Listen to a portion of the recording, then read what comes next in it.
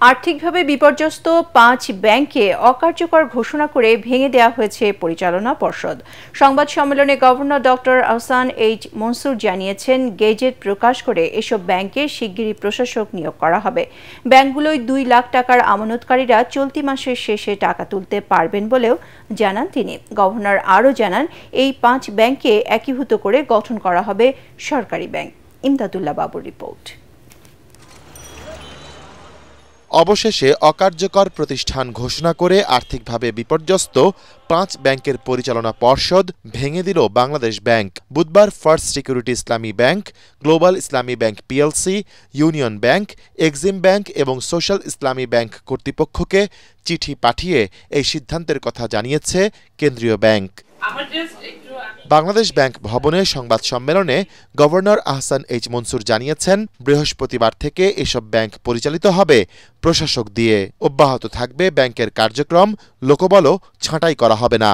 এই ৫ ব্যাংকের ৭ শতাধিক শাখায় প্রায় ৭৫ লাখ গ্রাহকের আমানত রয়েছে জানিয়ে গভর্নর তাদের অর্থ ফিরিয়ে দেওয়ার সুসংবাদও দেন। ২ লক্ষ টাকার মধ্যে যারা আছেন তারা 100% টাকাই তুলতে পারবেন। আমরা আশাবাদী এই মাসের শেষ নাগাদ যদি তারা চায় তাদের হাতে দিতে পারবো। আমি ডিপোজিটরদের উদ্দেশ্যে বলবো, আপনারা যেটুকু প্রয়োজন সেটুকুই তুলবেন। ২ লক্ষ টাকা আছে বলে যে ২ লক্ষ টাকাই তুলে ফেলতে হবে তাও না।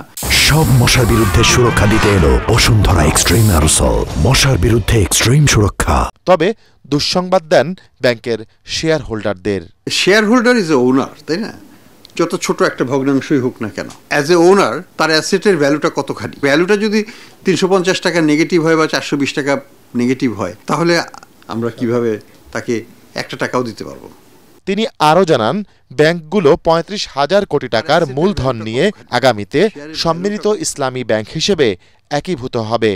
সরকারি ব্যাংক হবে প্রথমে, কিন্তু এটা চলবে বেসরকারিভাবে। এই ব্যাংকটা হবে সবচেয়ে শক্তিশালী ফাইন্যান্সিয়াল ব্যাংক। এখানে পেইড আপ ক্যাপিটাল হচ্ছে ৩৫,০০০ কোটি টাকা। বাংলাদেশের সর্বোচ্চ পেইড আপ ক্যাপিটাল আছে ১৫০০ কোটি টাকা। কাজে এখানে বুঝেন এটা কত গুণ বেশি।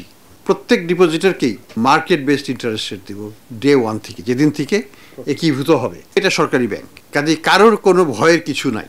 এসব ব্যাংকের টাকা লুটের সাথে জড়িতদের দৃষ্টান্তমূলক শাস্তি নিশ্চিতে সরকার কাজ করছে বলেও জানিয়েছেন গভর্নর। অপকর্ম করেছে তাদের বিরুদ্ধে তো সরকার আইনগত ব্যবস্থা নিচ্ছে।